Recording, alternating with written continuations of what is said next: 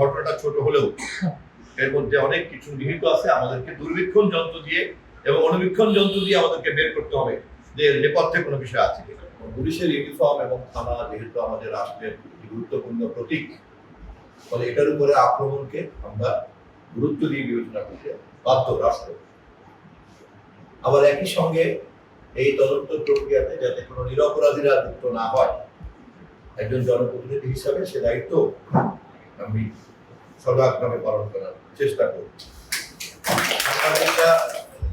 সাংবাদিকরা তথ্য তুলে ধরেন এবং সাংবাদিক তথ্য তুলে ধরার জন্য যে মাধ্যমকে ব্যবহার করেন তার মধ্যে গুরুত্বপূর্ণ মাধ্যম হচ্ছে এখনকার যুগে ক্যামেরা, ভিডিও। কারণ সত্য মিথ্যা বলা লাগে না, ক্যামেরা ভিডিওই বলে দেয়। যদি দেখা যায় যে আমার ছবি নাই, তাহলে আমাকে তো আসামি করার কোনো যুক্তি পাওয়া যাবে না।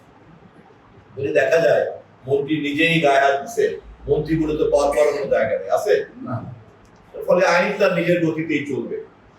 এবং সঠিক ঘটনা বের করার জন্য যে দেশে প্রচলিত তদন্ত প্রক্রিয়া আছে, নানান রকম তদন্ত বাহিনী আছে, গোয়েন্দা বাহিনী আছে, তারা সবাই কাজ করবে এবং আমরা সকলেই এই বিষয়ে একমত যে কাজটা একটি জঘন্য কাজ। এবং আমি ব্যক্তিগতভাবে এলাকার হিসাবে সেজন্য আমি লজ্জিত এবং আমি সেই দুঃখ প্রকাশ করছি।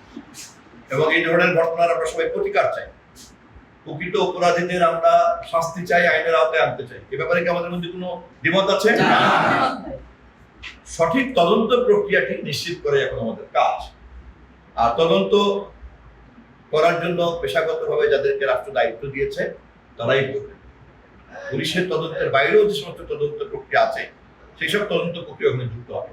কেননা ঘটনাটা ছোট হলেও এর মধ্যে অনেক কিছু নিহিত আছে। আমাদেরকে দূরবীক্ষণ যন্ত্র দিয়ে এবং অনুবীক্ষণ যন্ত্র দিয়ে আমাদেরকে বের করতে হবে যে নেপথ্যে কোনো বিষয় আছে কিনা।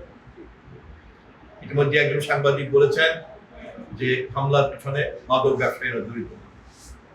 ব্যবসায়ীদের পিছনে আরো কোনো নিয়ন্ত্রণ আছে কিনা, রিপোর্টিং আছে কিনা, আমরা সব বের করব। তবে আপনাদেরকে ধন্যবাদ জানাই যে আপনারা এরকম একটা অপরাধকে নির্মূল করার জন্য সবাই একমত পোষণ করেছেন।